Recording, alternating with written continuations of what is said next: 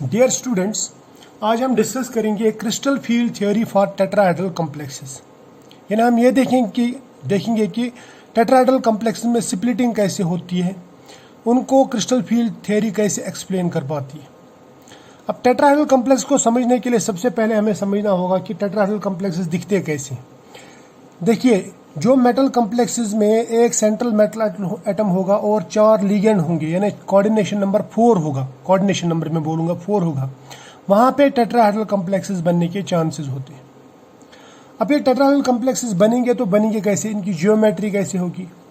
तो होगा क्या, सेंट्रल मेटल एटम जो ना वो सेंटर में होगा और इसके साथ में 4 लिगेंड जो ना ये अपने आप को इस तरह अरेंज करेंगे कि यहाँ पे एक टेट्राहेड्रॉन बनेगा, ये एक टेट्राहेड्रॉन बनेगा, ठीक है, एक टेट्राहेड्रॉन बनेगा, ठीक है, टेट्राहेड्रॉन, एक टेट्राहेड्रल शेप बनेगी।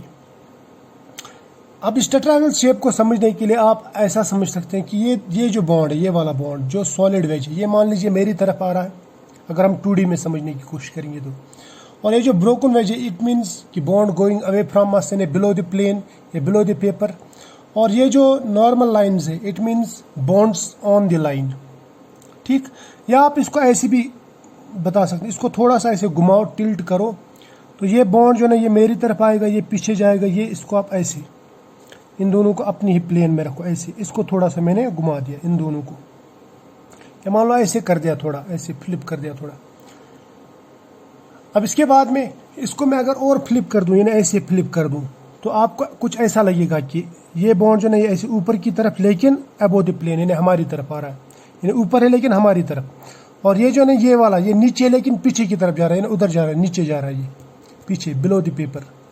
और ये दो बॉन्ड जो ना ये ऑन द प्लेन, यानी प्लेन के ऊपर, ये पेपर ऑफ प्लेन, ठीक।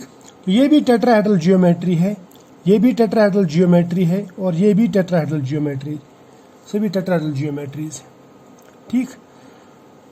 तो यहाँ पे आपने लिगेंड्स देखे, और ये लिगेंड्स जो है ना ये बॉन्ड एंगल जो बनाएंगे आपस में, मैं बोल सकता हूँ ये 109.8 या सॉरी 109.28 मिनट, 109 डिग्री 28 मिनट, जिस तरह मीथेन में बनता है उस तरह का समझ लो आप, ठीक है। अब इसको अगर आप क्रिस्टल फील्ड थियरी में समझना चाहते हैं तो इसको कैसे समझ सकते हैं? देखो, मान लीजिए मेरे पास में एक क्यूब है, एक कमरा है, उसमें कमरा मान लो छोटा सा कमरा, इस सोल्यूशन में मान लो एक छोटा सा कमरा बन रहा है। यहाँ पे सेंटर में मेटल है और इस मेटल को बनाने हैं टेट्राहेड्रल कॉम्प्लेक्सेस, ठीक है।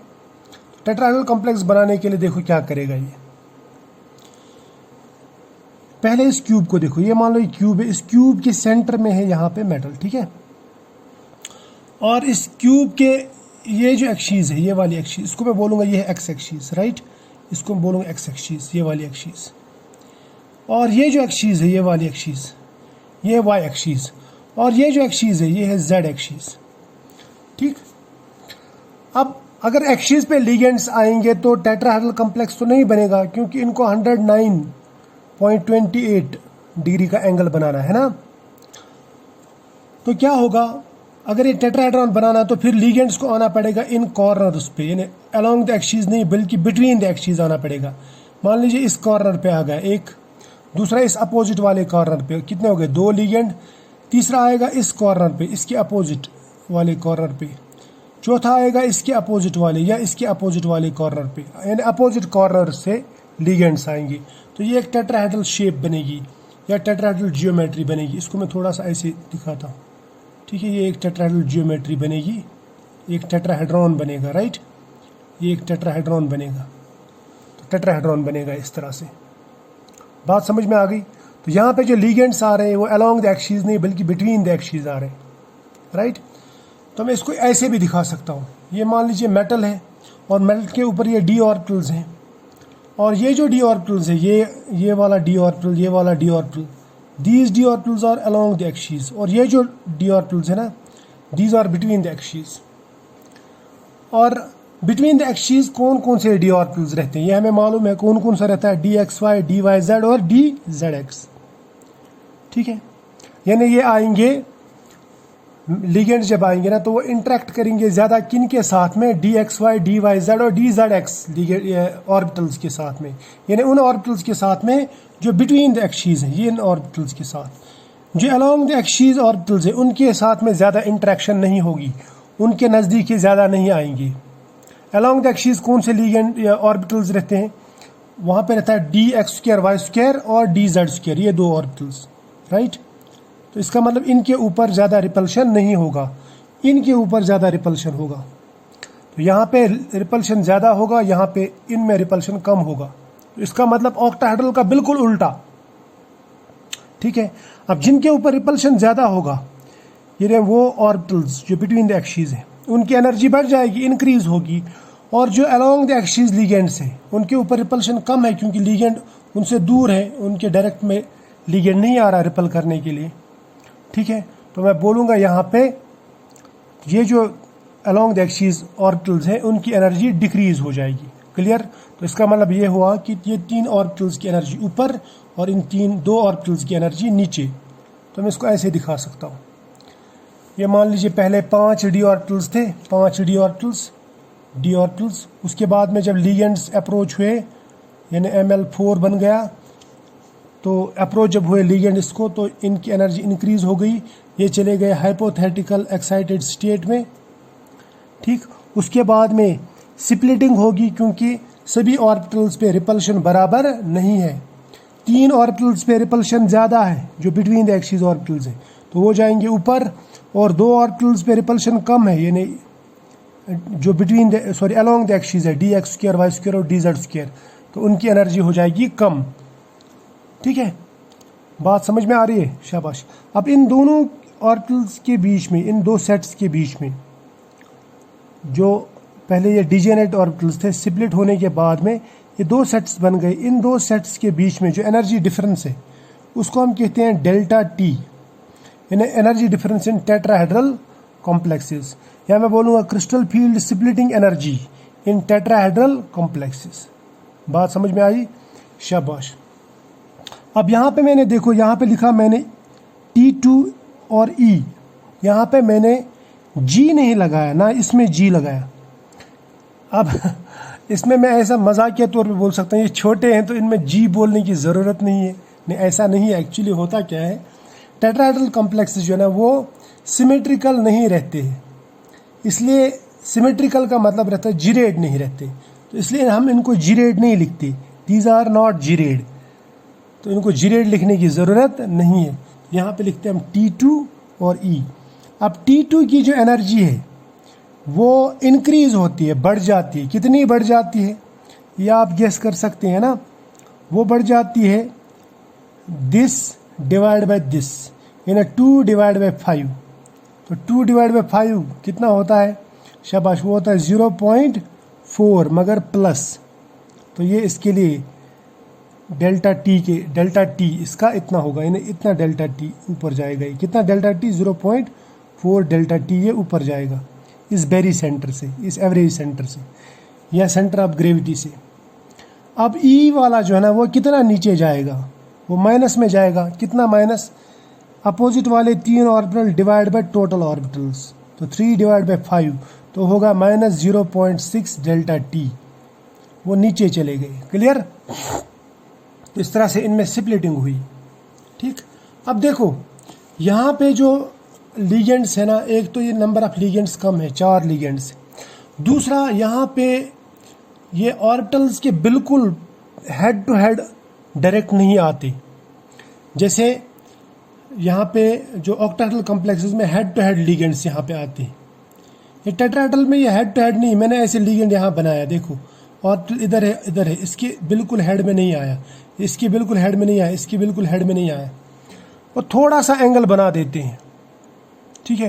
यानी बिल्कुल हेड ऑन, या मैं बोलूँगा हेड टू हेड यहाँ पे इंट्रैक्शन नहीं होता है या रिपल्शन नहीं होता लिगेंड इलेक्ट्रॉन्स का और मेटल के डी इलेक्ट्रॉन्स का या मेटल ऑर्बिटल के इलेक्ट्रॉन्स का, ठीक है। ये याद रख लेना, ये बात आपको आगे समझ में आ जाएगी।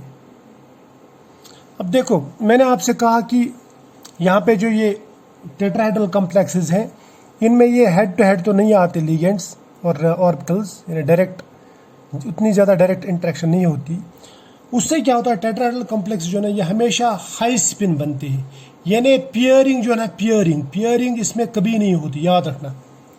इसमें पियरिंग एनर्जी का कंसेप्ट ही नहीं लगाना कभी टेट्राहेड्रल कॉम्प्लेक्सेस में। ये हो गई एक बात। दूसरी बात, डेल्टा टी जो है, delta t it is 4/9 times of delta o, यानी ऑलमोस्ट 50% ऑफ डेल्टा ओ, या मैं बोलूँगा it is 0.45 times of delta o, यानी डेल्टा ओ से बहुत छोटा है, 4/9 टाइम्स, यानी 50%। ऐसा क्यों है?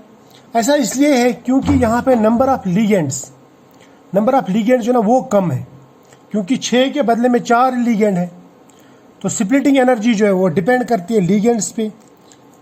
जितने लीगेंड ज़्यादा होंगे उतनी स्प्लिटिंग ज़्यादा होगी, ये बात याद रखना। और यहाँ पे नंबर ऑफ लीगेंड्स कम है, तो इसलिए स्प्लिटिंग कम होगी, राइट, यानी डेल्टा टी छोटा होगा डेल्टा ओ से। ये हो गई एक बात। दूसरा, जो डेल्टा है ये it is inversely proportional to distance between ligand and orbital. अब मैंने अभी आपसे कहा पीछे वाले पेज पे कि यहाँ पे लीगेंड और ऑर्बिटल बिल्कुल हेड टू हेड नहीं आते, उनमें थोड़ा सा एंगल बन जाता है, जबकि ऑक्टाहेड्रल में बिल्कुल हेड टू हेड आते हैं, यानी फेस टू फेस, ठीक है। तो उसकी वजह से भी यहाँ पे डेल्टा टी जो है ना, या मैं बोलूँगा जो स्प्लिटिंग है वो कम हो जाती है। क्लियर? तो यही वजह है कि डेल्टा टी जो है रहता है ये 4/9 टाइम्स ऑफ डेल्टा ओ रहता है। तो ये 2 पॉइंट्स याद रखना, ठीक। तीसरा, मैंने बताया कि इसमें पियरिंग कभी नहीं होती, तो पियरिंग एनर्जी का कॉन्सेप्ट कभी टेट्राहेड्रल कॉम्प्लेक्सेस में लगाना ही नहीं। अब इसके बाद में हम देखते हैं फिलिंग ऑफ इलेक्ट्रॉन्स कैसे कर सकते हैं, ठीक। तो सबसे पहले देखना क्या करना है, आपने जो भी टेट्राहेड्रल कॉम्प्लेक्स होगा उसमें स्प्लिटिंग करेंगे तो ई नीचे ले जाएंगे और T2 ऊपर ले जाएंगे, ठीक है। उसके बाद में मान लीजिए आपके पास में D में 1 इलेक्ट्रॉन है, तो आप सीधा 1 इलेक्ट्रॉन यहाँ पे भरेंगे। अगर 2 इलेक्ट्रॉन है तो 2 इलेक्ट्रॉन यहाँ पे भरेंगे। 3 इलेक्ट्रॉन तो तीसरा इलेक्ट्रॉन डायरेक्ट यहाँ पे जाएगा, क्योंकि यहाँ पे पियरिंग नहीं होती पहले, यहाँ पे सीधा अनपियर्ड इलेक्ट्रॉन ही रहते हैं, पियरिंग का कंसेप्ट यहाँ पे लगाना ही नहीं।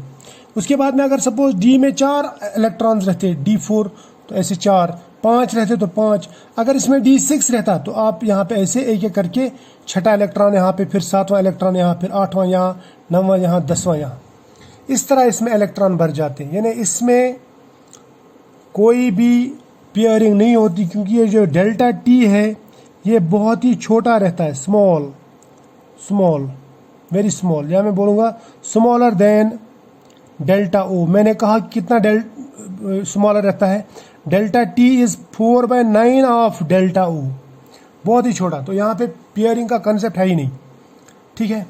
और दूसरा भी ये भी बताया था मैंने कि ये जो है ना बेरी सेंटर से ऊपर जब ये जाते हैं ऑर्बिटल तो कितना दूर जाते हैं, इनकी एनर्जी जाती है 0.4 टाइम्स डेल्टा टी, और नीचे जब जाएंगे 0.6 टाइम्स डेल्टा 6 और डेल्टा टी, ठीक है। ये समझ में आया? शाबाश।